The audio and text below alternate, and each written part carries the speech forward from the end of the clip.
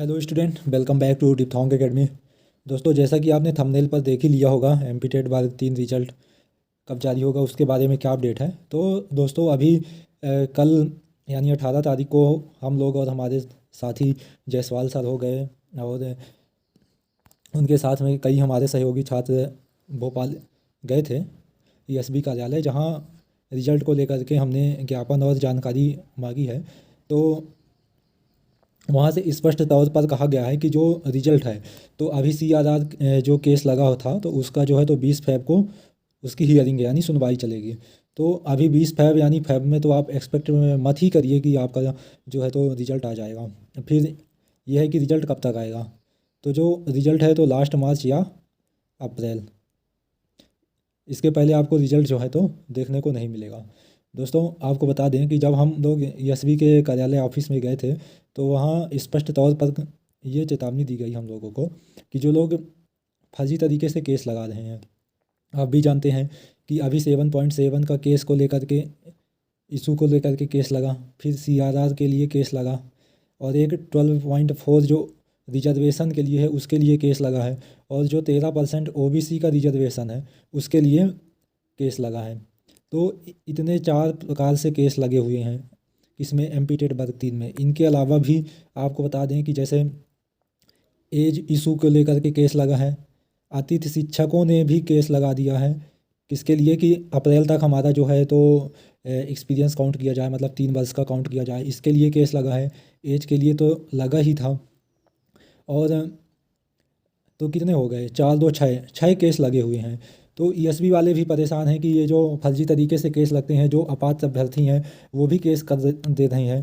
तो मतलब ये केस इतने तरीके से लगा है, तो इतने लंबे लंबे केस होने के बाद भी अगर रिजल्ट बनता है, फिर रिवाइज्ड रिजल्ट आता है, क्योंकि जो हाई कोर्ट का आदेश है वो सर्वमान्य होता है, या कि ईएसबी मनमानी करके रिजल्ट जारी कर दे तो उसमें भी कुछ लोग नाराज़ होंगे, कुछ लोग खुश होंगे जिनका सिलेक्शन हो जाएगा।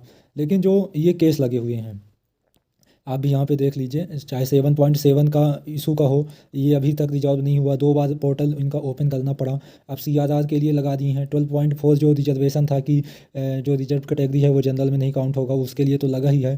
फिर 13% ओबीसी का रिजर्वेशन के लिए लगा ही था। फिर जो एज इशू के लिए जो कैंडिडेट ने केस लगाया था उसके लिए भी लगा है। फिर अतिथि शिक्षक जो अपना 3 सत्र के लिए अप्रैल तक काउंट करवाने के लिए इन्होंने भी केस लगा दिया है। तो ये आपको रिजल्ट के लिए तो लंबा इंतज़ार करना पड़ जाएगा। और जो विभाग हैं, तो जब हम लोग कल गए वहाँ पे ईएसबी के ऑफिस, तो उन्होंने साफ तौर पे कहा कि जो फर्जी तरीके से केस लगा रहे हैं तो उन पर कार्रवाई होगी। दोस्तों आप भी जानते हैं कि बहुत सारे शिक्षक जो एमपी के, मध्य प्रदेश के हैं, तो वो पैसे कमाने के चक्कर में फर्जी तरीके से, मतलब कि बिना कॉमन सेंस वाले केस लगा देते हैं। कुछ भी हो केस लगा दो, हर वैकेंसी रोकना हो। एक मध्य प्रदेश के 2 3 टीचर हों जिनका केस के माध्यम से हमको लगता है कि उनकी कोचिंग ही चलती है, अगर वो केस ना लगाएं कोई वैकेंसी में तो उनका कोचिंग ही ना चले। एमपी पुलिस का देख लीजिए, उसमें केस नहीं लगा, जल्दी से रिजल्ट आ गया।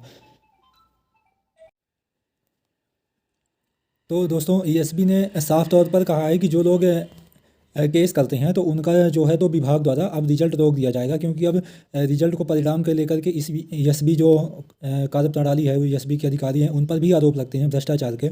तो वो लोग भी चाहते हैं कि जल्द से जल्द जो है तो हम वर्ग 3 का रिजल्ट जारी कर दें, क्योंकि कोई भी रिजल्ट हो 3 महीने में आ जाता है अधिकतम। लेकिन ये लोग 4 5 महीने हो चुके हैं और ईएसबी का द्वारा अभी वर्ग 3 का रिजल्ट जारी नहीं किया गया है।